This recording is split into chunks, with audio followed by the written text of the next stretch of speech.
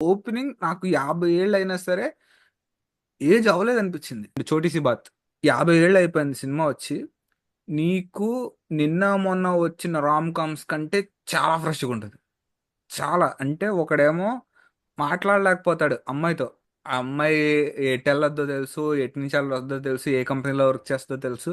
అంటే కొన్ని రోజులు ఆ అమ్మాయిని ఫాలో అవుతాడు. కాకపోతే ఆ అమ్మాయి మాట్లాడమంటే ఆడు మాట్లాడలేడు. నీకు ఈ స్టోరీ నుంచి విపరీతమైన డ్రామా లాగొచ్చు, విపరీతమైన మెలో డ్రామా లాగొచ్చు. కానీ 'బసు చటర్జీ' అలా ఏం చేయడు. అసలు సినిమా ఓపెనింగ్ సూపరుంది. ఓపెనింగ్ నాకు 50 ఏళ్లయినా సరే ఏజ్ అవ్వలేదనిపించింది. సీఈఓకి ప్రేమించి పెళ్లి చేసుకున్నాడు. ఇప్పుడు ఇద్దరు పిల్లలు. సీఎఫ్ఓ గురించి చెప్తారు. ప్రేమించి పెళ్లి చేసుకున్నాడు. ఇప్పుడు నలుగురు పిల్లలు. ఇంత ఇది కంపెనీకి చరిత్ర ఉన్న కంపెనీలో ఒక అమ్మాయితో మాట్లాడలేనోడు ఒకడున్నాడు. ఇప్పుడు ఆడి లవ్ స్టోరీ ఏమవుద్దో మనం చూద్దాం అని చెప్పి తీసుకెళ్తాడనమాట.